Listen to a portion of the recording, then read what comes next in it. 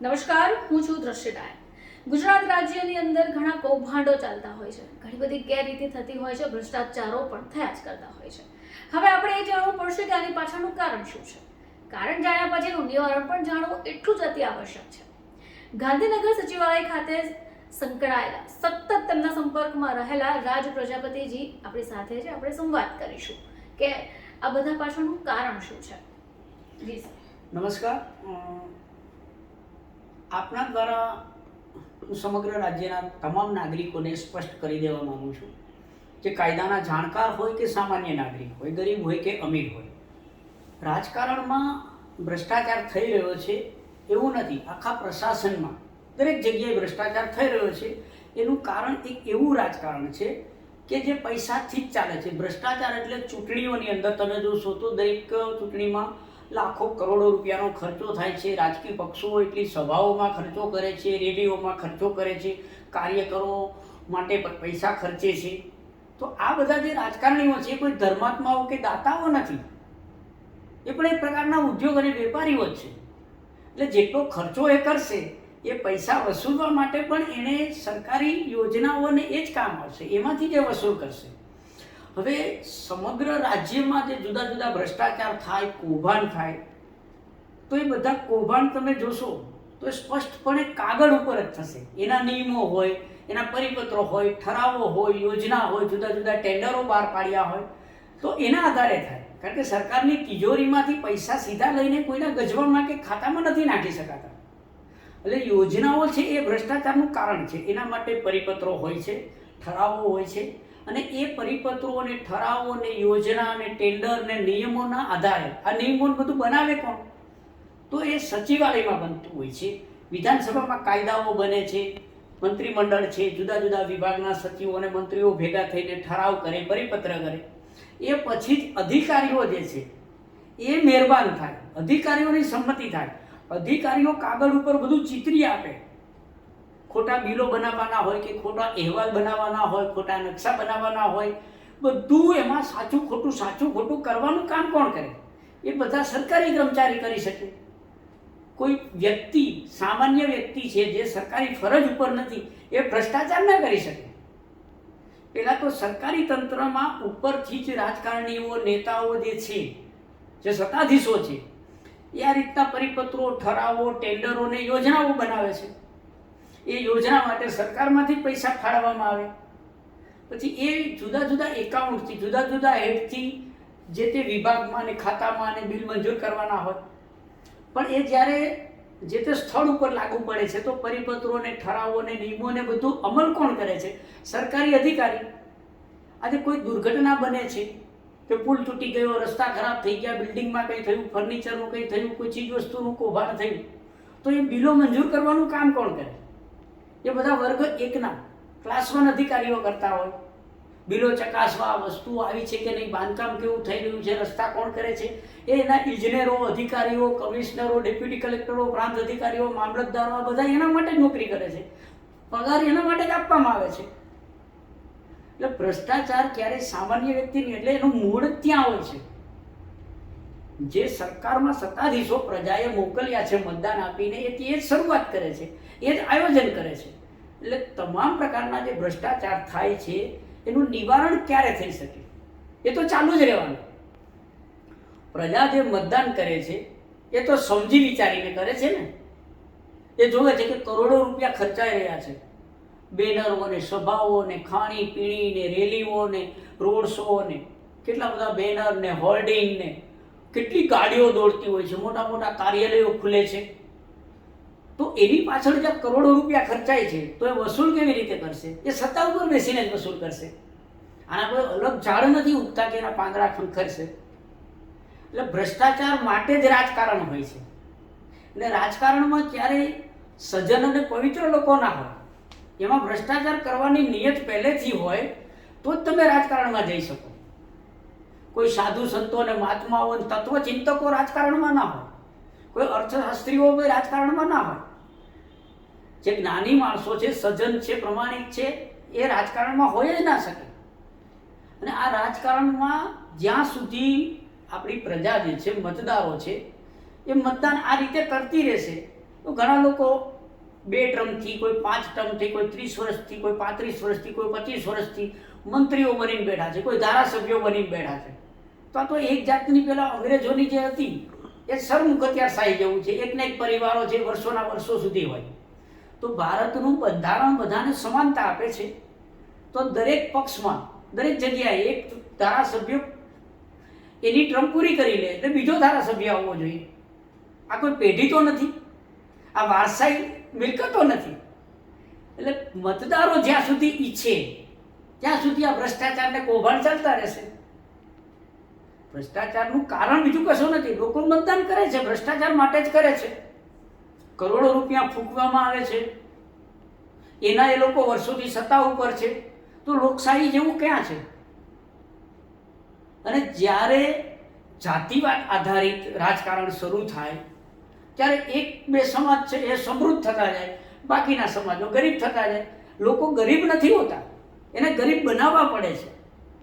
દરેક માણસ મહેનત કરે છે તો મજૂરને પણ પૂરતી મજૂરી મળે, બધાને પૂરતું સરખું વેતન મળે, એના પૂરતા લાભો મળે, તો પછી એ નિયમિત રીતે સમૃદ્ધિ તરફ આગળ વધશે. પણ કોઈને ગરીબ બનાવવામાં આવે ને ત્યારે થોડા લોકો, ઝાઝા લોકો, વધુ લોકોને, મોટા સમુદાયને ગરીબ બનાવવામાં આવે તો જ થોડા લોકો સમૃદ્ધ થઈ શકે. એ જ આપણું રાજકારણ છે. રાજકારણમાંથી જ્યારે પણ કોઈ પણ સ્થિતિમાં, આજે કે ભવિષ્યમાં, તમામ પ્રકારના ભ્રષ્ટાચારોને, કૌભાંડો જે છે એ સંપૂર્ણ નિવારણ કરવું જોઈએ. કૌભાંડો ઉત્પન્ન જ ન થાય તો પહેલું કામ એ જ કરવું પડે કે મતદાન કરતી વખતે યાદ રાખવું પડે બધા ભ્રષ્ટાચારોને, કૌભાંડો થાય છે અને છતાંય વારંવાર લોકો જીતાડે રાખે છે. એના જ લોકો હોય છે તો એ તો ભ્રષ્ટાચાર કરવાના જ છે. અને ભ્રષ્ટાચાર માટે જ રાજકારણ હોય છે ને રાજકારણ માટે જ ભ્રષ્ટાચાર હોય છે. એટલે એ તો બંને સિક્કાની 2 બાજુ છે. અને જો ભ્રષ્ટાચારનું નિવારણ કરવા માટે ભ્રષ્ટાચારના ઈરાદાઓથી, એવા એજન્ડાઓથી આ લોકો જે સત્તા ઉપર આવ્યા છે, તો એ લોકોએ પરિપત્રો, ઠરાવો, યોજનાઓ અને નિયમો જ એવા બનાવ્યા છે કે એમાં ભ્રષ્ટાચાર થઈ શકે. તો કાર્યકરો, નાના મોટા હોદ્દેદારો બધા નભી શકે ને. ખરેખર તો કાયદાઓ, નિયમો અને પરિપત્રો અને ઠરાવો અને બધું જે છે એનો અમલ કોણ કરે છે? એ તો સરકારી અધિકારીઓ કરે છે. સરકારી અધિકારીઓને એના માટે પગાર મળે છે. અને આ આખી પરિસ્થિતિ જે થઈ એ દિવસે દિવસે વધતી જાય છે. સતત ભ્રષ્ટાચાર વધે, કૌભાંડ વધે. એનું એક કારણ એવું પણ છે કે ભારતમાં ધર્માંધતાનો વ્યાપ વધુ છે. અહીંયા લોકોને, યુવાનો મહેનત કરવામાં નથી માંગતા. યુવાનો છે એ ધાર્મિક કે અધાર્મિક કે અંધશ્રદ્ધામાં હોય છે. સવારથી સાંજ સુધીમાં 8 કલાક કોઈને કોઈ મહેનત કરી લેવી એ આપણા યુવાનોનું શિક્ષણ જ નથી. આપણે તો મંદિરને, મસ્જિદને, ગિરજાઘરને, ગુરુદ્વારાને, માનતાઓને, પેલા વ્રતોને આમાં આપણે પડ્યા છીએ. આપણા યુવાનો સવારમાં ઉઠીને કોમ્પ્યુટર લે છે, મોબાઈલ લે છે, પણ એને રોજગારમાં કન્વર્ટ નથી કરતા. પોતાની તમામ બુદ્ધિ, શક્તિ, સામર્થ્ય છે એને ઉત્પાદન તરફ, સક્રિયતા તરફ નથી મોકલતા. એના તરફ વિચારતા જ નથી. આપણે તો માનતા માનીએ છીએ કે પેલી માનતા કરી લો ને, પેલા વ્રત રાખી લો ને. તમે 8 કલાક મહેનત કરો અને પછી એમાં શ્રદ્ધા કરો, એ આપણો ધર્મ છે. તો હવે આ પરિસ્થિતિમાં રેલીઓ નીકળે, ધાર્મિક કાર્યક્રમો ચાલુ હોય ને, યાત્રાઓ ચાલુ હોય ને, ભાતના ઉત્સવો ચાલુ હોય ને, એમાં આપણો આખો એક સમુદાય જોડાયેલો છે. એટલે થયું છે શું કે બુદ્ધિશાળી લોકોને હવે કેનેડા જવું છે ને, અમેરિકા જવું છે ને, ઓસ્ટ્રેલિયા જવું છે ને, ન્યુઝીલેન્ડ જવું છે ને, લંડન જતું રહેવું છે. કારણ કે ત્યાં કાયદો અને વ્યવસ્થા છે. અહીંયા કાયદો અને વ્યવસ્થા, ધનવાન કોણ છે, ગરીબ કોણ છે, કઈ જાતિનો છે, કઈ ધર્મનો છે, એ પ્રમાણે એની અસર થાય છે. એના ઉપયોગો એ પ્રમાણે થાય છે. એટલે બુદ્ધિશાળી લોકો છે, જેને સલામત જીવવું છે, એ લોકો વિદેશ તરફ ભાગે છે. આજે છેલ્લા 4 જ વર્ષમાં 10 લાખ લોકો ભારત છોડીને જતા રહ્યા. કારણ કે અહીંયા સુરક્ષા અને ન્યાયની અંદર, ન્યાયની પરિસ્થિતિ, સુરક્ષાની પરિસ્થિતિ એવી છે કે તમે શ્રદ્ધાપૂર્વક ના કહી શકો કે મને ન્યાય મળશે જ, મારું રક્ષણ થશે, એવું તમે શ્રદ્ધાપૂર્વક ના કહી શકો. અહીંયા તો ટ્રાફિક માટે પણ માણસો મૂકવા પડે છે. આજે દરેક કામની પાછળ આજે કાયદાઓ અને દંડ ને સુરક્ષા ને બધું ઊભું કરવું પડે છે. તો આજે ભારતનું ચલણ છે એના કરતાં ડોલર ને પાઉન્ડ જે છે એ 100 ગણા છે. તો થાય છે એવું કે અહીંયા જે વ્યાપક ભ્રષ્ટાચાર છે તમે જુઓ, સામાન્યમાં સામાન્ય હોય તો કે 50 કરોડ, 100 કરોડ, 200 કરોડ. આ કરોડોનો ભ્રષ્ટાચાર એટલે કરે છે કે એ લોકો પોતાના પરિવારજનો, પોતાની આવતી પેઢી, સંતાનો, દીકરા દીકરીઓ, જમાયો, આ બધાને એ લોકો વિદેશમાં સેટલ કરવા માંગે છે. એટલે અહીંયા 1 કરોડનો ભ્રષ્ટાચાર કરે ત્યારે એના સંતાનોને 1 લાખ રૂપિયા મોકલી શકે. અહીંયા તમારે 10 લાખની અંદર જે વ્યક્તિ પહેલા ડૉક્ટર થતો હતો એને વિદેશમાં ડૉક્ટર બનાવે તો એ 10 કરોડમાં બનશે. તો અહીંયા જે લોકો ભ્રષ્ટાચાર કરે છે એમાં એક વસ્તુ એ છે કે કાંઈક એવો ડર છે કે કાયદાની સલામતી નથી, ન્યાયની બાબતમાં શ્રદ્ધા નથી, કે સમય મર્યાદા નથી, કોણ ક્યારે શું કરે છે. તો આ પરિસ્થિતિમાં બની રહ્યું છે એવું કે વધુને વધુ લોકો, ઉદ્યોગપતિ હોય, અધિકારીઓ હોય, રાજકારણીઓ હોય, NGO વાળા પણ એવું ઈચ્છે છે કે વધુને વધુ લોકો સલામત દેશો, જ્યાં કાયદાનું કડક પાલન થાય છે એવા દેશો તરફ જાય છે કે ત્યાં મહેનત પ્રમાણે તમને ફળ મળે છે. જ્યારે અહીંયા જાતિ ને ધર્મ ને કોમ ને એના પ્રમાણે તમારી સાથે ન્યાય થાય છે. એટલે 2-4 કારણો એક સાથે જોડાયેલા છે. એક તો મતદાન કરવાની સજાગતા અને મતદાન કરવા માટેની જે સમજણ એનો સદંતર અભાવ છે. બીજું, રાજકારણ અને ભ્રષ્ટાચાર સિક્કાની 2 બાજુ છે. જનતા જાણે છે ને એને લોકોને મતદાન કરે છે. ત્રીજું કારણ એ છે કે આપણે ધર્મનું પાલન કરતા નથી. રોડ ઉપર ધર્મને દેખાડવા માંગીએ છીએ, ધર્મના પ્રદર્શનો કરીએ છીએ, એનું પાલન નથી કરતા. જો ભારતીય સંસ્કૃતિ અને ભારતીય સનાતન ધર્મને જો પાલન કરવામાં આવે તો દેશની દુનિયામાં ક્યાંય પણ અન્યાય થઈ જ ન શકે. ભ્રષ્ટાચારનો કોઈ ચાન્સ નથી. એક અવસર ઉત્પન્ન થાય કૌભાંડ કરવાનો, કારણ કે અનીતિ, કૌભાંડ, દુરાચાર, પાપાચાર એનાથી તો પર છે આપણો સનાતન ધર્મ. તો સનાતન ધર્મની આપણે વાતો કરી શકીએ, એનો દુરુપયોગ કરી શકીએ, પણ આપણે ધર્મનું પાલન નથી કરતા, ધર્મને પ્રદર્શિત કરીએ છીએ. ભારતના લોકો જો ધર્મનું પાલન કરવા માંડે, હું કે 100% ફોલો ઇમ્પ્લિમેન્ટેશન જે થાય જીવનમાં, વ્યવહારમાં, સમાજમાં, કર્મમાં, નોકરી કરો કે ધંધો કરો, તમે ધર્મનું પાલન કરો તો કોઈ જાતની સમસ્યા જ નથી. આપણે ધર્મને દેખાડીએ છીએ, પાલન નથી કરતા. સત્તાધીશો છે એ જાણીએ છીએ કે ખોટા છે, છતાંય આપણે એને સમર્થન કરીએ છીએ. એટલે જે દિવસે મતદાન થાય છે એ જ દિવસે ભ્રષ્ટાચારના વૃક્ષને આપણે ખાતર પાણી આપીએ જ છીએ. એટલે એ ફળ આપે તો ભ્રષ્ટાચારના જ આપશે ને. બીજું, જેવા પ્રકારના લોકોને તમે શાસન આપો એ આખું પ્રશાસન બગાડે છે. આજે આપણી પાસે તકેદારી આયોગ, કેટલી બધી તપાસો છે, તો તપાસ કોણ કરશે? એક વ્યક્તિ જે છે એની તપાસ આજે ચાલુ થાય તો 2 વર્ષ 5 વર્ષ સુધી તપાસો જ ચાલતી રહે. તપાસ કર્યા પછી શું? પછી એને ખુલાસા પૂછે, એનું સુનાવણી કરે, પછી 5 થાય ને નાનો દંડ થાય તો એનું તો ચાલુ જ રહે છે. તપાસ એને કહેવાય કે સ્થળ ઉપર થાય, વાસ્તવિકતા થાય, પંચનામું, રોજકામું, નીતિ નિયમો જોડીને 3 દિવસમાં એ માણસને બરતરફ કરી, હું ફોજદારી દાખલ થતી તો ફોજદારી દાખલ કરીને એવા લોકોને જેલમાં પૂરવામાં આવે તો તમે એમ કહી શકાય કે તમે કાર્યવાહી કરી છે. આ તો કાર્યવાહી ન કરવા માટે તપાસ શરૂ થાય છે. બાકી તો આખી દુનિયા જાણે છે કે આ કર્યું છે. બીજી એક મહત્વની બાબત એ છે કે રાજ્યમાં એક તકેદારી આયોગ હોય છે. તો તકેદારી આયોગ શું કરે છે કે તમે જે વિભાગની ફરિયાદ કરો એ જ વિભાગમાં પાછી મોકલે છે કે આની તપાસ કરો. અહેવાલ એટલે શું? રાજ્યમાં જ્યાં જોશો ત્યાં તપાસ અહેવાલ મોકલવો, આજ્ઞા અનુસાર મોકલવું. તો આ બાબતો છે શું? અરે જ્યાં ઘટના બની છે ત્યાં લોકલ 5 માણસને પૂછો તો એ સત્ય હકીકત જાહેર થાય છે. અત્યારે તો મીડિયા છે, અખબારો છે, ઇવન બીજા જે સામાન્ય લોકો પણ પોતાના મોબાઈલમાં રેકોર્ડિંગ કરીને મોકલે છે. તેમાં ન્યાય માટેની કઈ પ્રક્રિયા છે? તમે એનો નિકાલ 3 દિવસમાં કરી શકો. વર્ષોથી લોકોને સસ્પેન્ડ કરવાની પ્રક્રિયા ચાલે છે.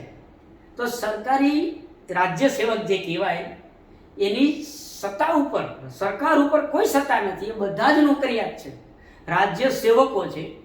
તો રાજ્ય સેવકો છે કાયદાનું તો પોતે જ પાલન નથી કરતા.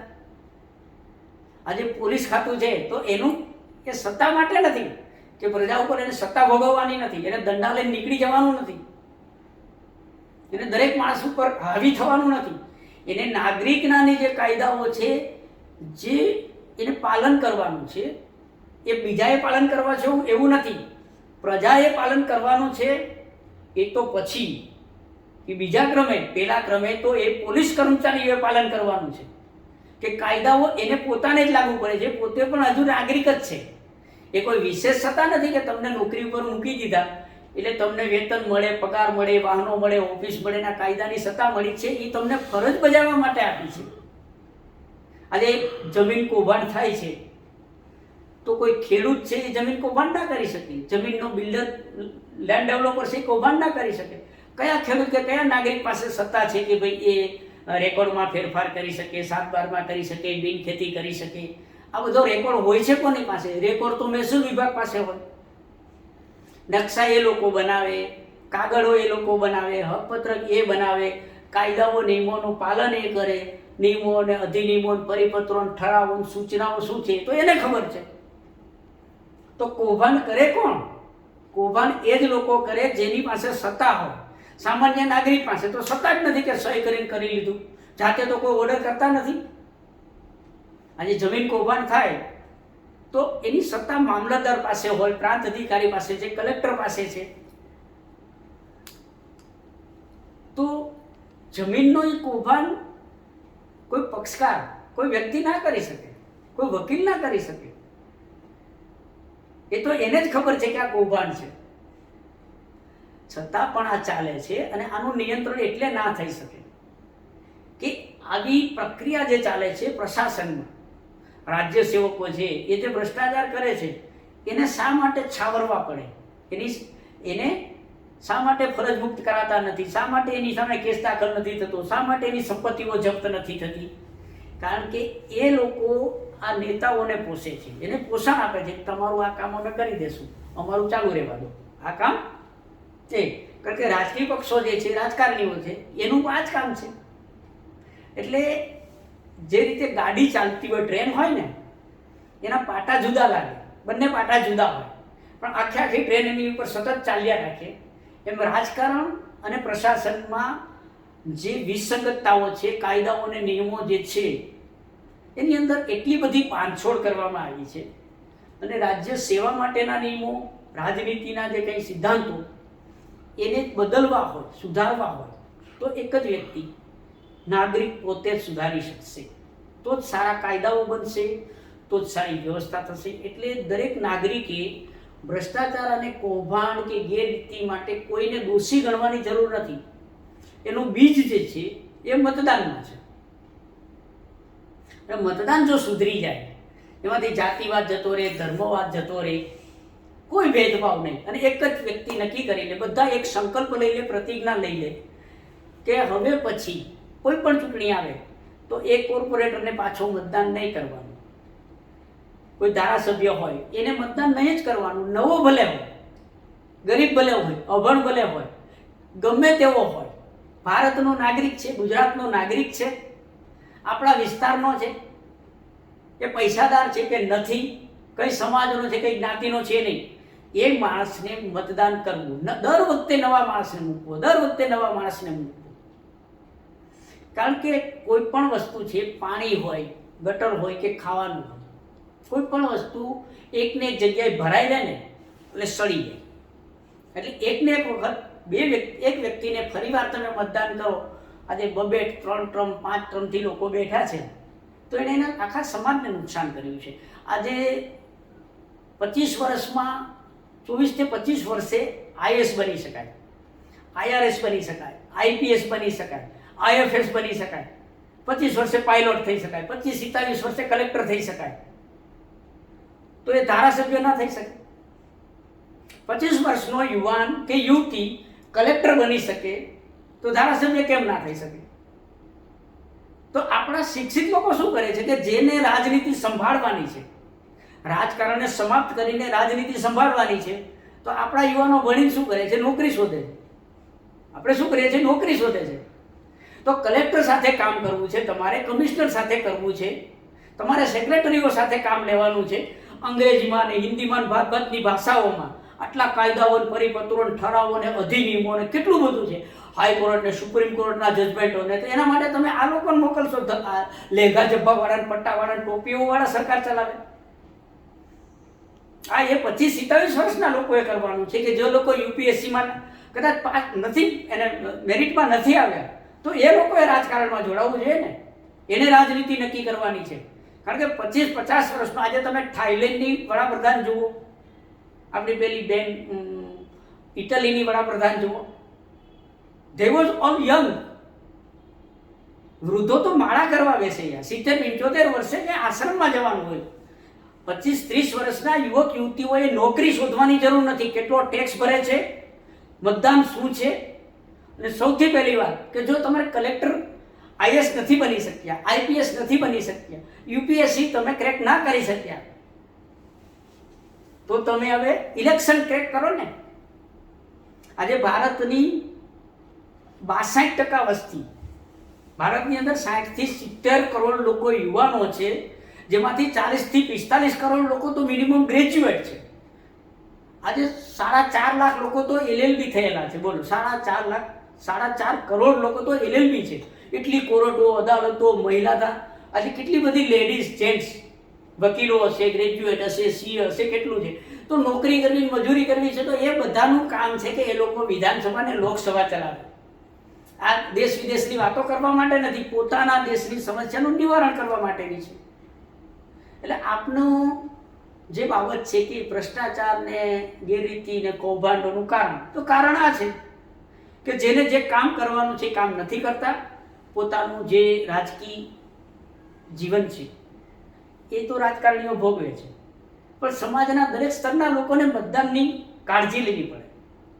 અને જેટલી વખત પાણીમાં માછલીઓ થઈ જાય છે, પૂરા પડી જાય છે, અનાજમાં જીવાત પડી જાય છે, એટલે એકને એક ધારાસભ્ય, એક સંસદ સભ્ય ગમે તે હોય, એને બીજી વાર મતદાન ના કરવું જોઈએ. અને દરેક વ્યક્તિ જ્યારે કોઈ વસ્તુની ખરીદી કરે છે ત્યારે એટલું તો યાદ રાખવું પડે કે સરેરાશ 100 રૂપિયાએ દરેક વ્યક્તિ 16 રૂપિયા તો ટેક્સ ભરે છે. પછી ઇન્કમ ટેક્સ ને, પેટ્રોલ ને ડીઝલ ઉપરના ટેક્સ ને, હાઉસ ટેક્સ ને, પાણી વેરો ને, વીજળી ઉપરનો ટેક્સ ને, જ્યાં જુઓ ત્યાં આટલા કરવેરા છે. તો આખો દિવસ કરવેરા ભરવાના. તમે વિચાર તો કરો. આજે દરેક માણસ એક વિચાર કરે કે એક વર્ષમાં કેટલા કરવેરા ભરાતા હશે. 5 વર્ષમાં એક વખત મતદાન કરવા મળે તો 5 વર્ષમાં કરવેરા કેટલા થાય?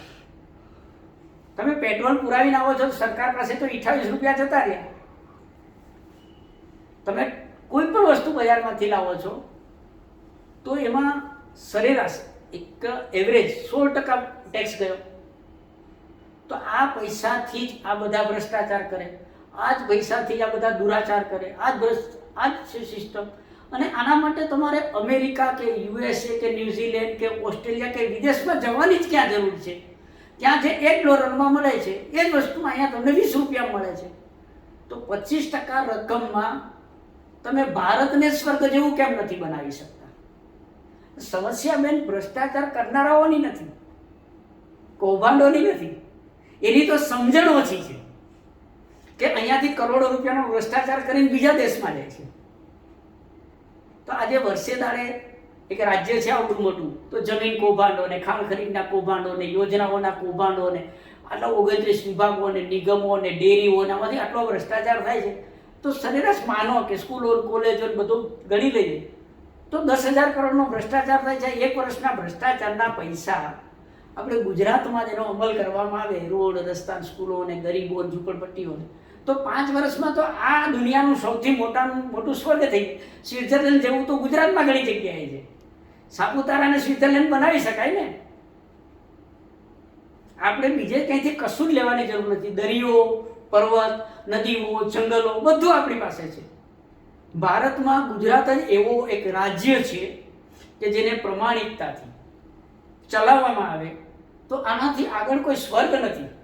અહીંયા તમને કાશ્મીર જેવી ઠંડી પણ મળશે, સમુદ્ર કિનારો છે જ, તમને દરિયાઈ હવામાન મળશે, પર્વતો પણ એટલા છે, અને મોટાભાગના દેવી દેવતાઓ અને ભગવાનો બધા બી અહીંયા છે.